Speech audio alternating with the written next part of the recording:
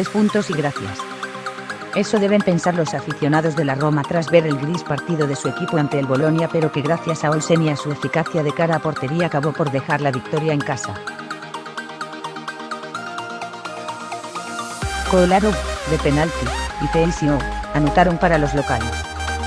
Samsun puso emoción al final del duelo con un gran gol. La primera parte fue más bien discreta por parte del equipo capitalino. De hecho, el peligro llegó a cargo del Bolonia, que vio como un inspirado Olsen le negó el gol en varias ocasiones.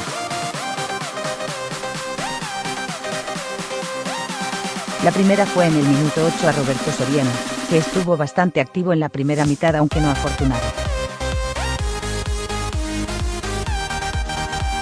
El potencial ofensivo de la Roma quedó en nada y el mejor acercamiento local fue un cabezazo de Manolas a la salida de un córner que se perdió alto. Tristemente para sus intereses, Olsen fue el mejor de los locales.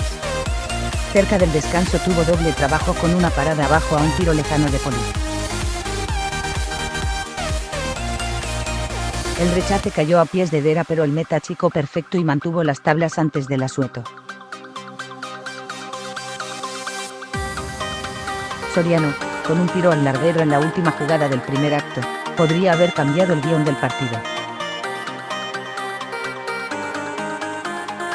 En la reanudación, Di Francesco introdujo a El Shaarawy sobre el verde y el delantero italiano fue víctima de un inocente penalti de Zelanda.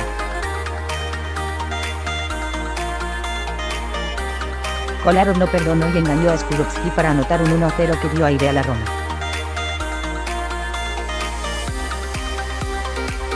Sin mejorar su imagen y sufriendo atrás donde concedían muchos espacios, los giallorossi encarrilaron el encuentro en el 73. De Rossi peinó hacia atrás un saque de esquina y Feisio la empalmó de volea hacia el fondo de las mallas.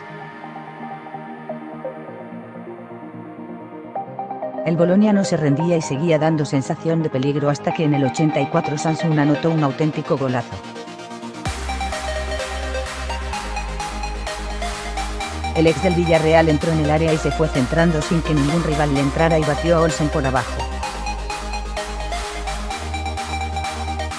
El público del Olímpico se temió lo peor, pero al final los 3 puntos se quedaron en la capital y la Roma sigue acechando al Milán por la cuarta plaza de la tabla.